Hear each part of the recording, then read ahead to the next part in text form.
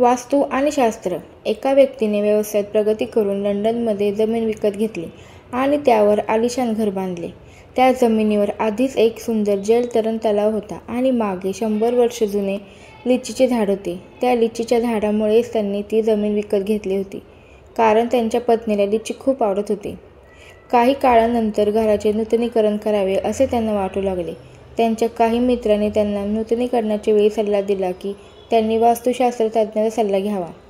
त्यांचा अशा गोष्टीवर फारसा विश्वास नसला तरी मित्रांचे मन राखण्याचे त्याने मान्य केले आणि 30 वर्षांपासून हाँगकाँग येथील वास्तुशास्त्राचे प्रसिद्ध मास्टर काओ यांना बोलवले.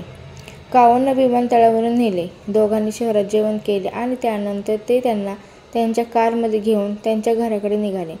वाटेत जेव्हा एखादी गाडी त्याला ओव्हरटेक करण्याचा प्रयत्न करत असे तेव्हा तो त्याला रस्ता देत असे. मास्टर काओ हसले आणि म्हणाले की तुम्ही खूप सुरक्षित ड्रायव्हिंग करता. ते देखील हसले आणि प्रतिसादात म्हणाले की लोक सहसा काही आवश्यक काम असतानाच ओव्हरटेक करतात, म्हणून आपण त्यांना मार्ग दिला पाहिजे. घराजवळ पोहोचल्यावर रस्ता थोडा अरुंद झाला आणि त्याने गाडीचा वेग बराच कमी केला. तेवढ्यात अचानक एक मूल रस्त्यापलीकडून हसत हसत आणि वेगाने धावत त्यांच्या गाडीच्या समोरून रस्ता ओलांडून गेले. त्याच वेगाने चालत असताना तो मात्र त्या रस्त्याकडेच पाहतच राहिला, जणू कोणाची तरी वाट पाहत होता. तेवढ्याच त्याच रस्त्यावरून अचानक आणखी एक मूल पुढे आले. त्यांच्या कारच्या पुढून पळत गेले. बहुधा पहिल्याचा पाठलाग करत असावे. मास्टर काओने आश्चर्याने विचारले, दुसरे मूलही धावत बाहेर येईल हे तुला कसे कळले? ते मोठ्या सहजतेने म्हणाले, मुले अनेकदा एकमेकांच्या आगेमागे धावत असतात आणि कोणतेही मूल जोडीदाराशिवाय असे धावत असते यावर माझा विश्वास बसत नाही. मास्टर काओ हे ऐकून मोठ्याने हसल्याने म्हणाले की तुम्ही निसंशयपणे खूप स्थिरचित्ती व्यक्ती आहात. घराजवळ आल्यानंतर दोघेही गाडीतून खाली उतरले. तेवढ्यात अचानक घराच्या मागच्या बाजूने 7-8 पक्षी वेगाने उडताना दिसले. हे पाहून तो मालक मास्टर काओला म्हणाला की जर तुमची हरकत नसेल तर आपण इथे थोडा वेळ राहू शकतो का?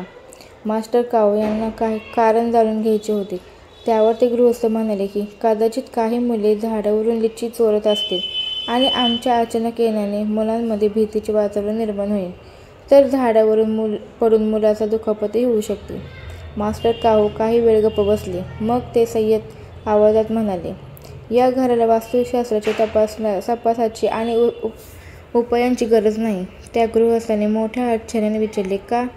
मास्टर काओ म्हणाले, जेथे तुमच्यासारखे विवेकी आणि आजूबाजूच्या लोकांचा चांगला विचार करणारे लोक उपस्थित राहत असतील ते ठिकाण, ती मालमत्ता वास्तुशास्त्राच्या नियमानुसार अतिशय पवित्र, आनंददायी आणि फलदायी असते.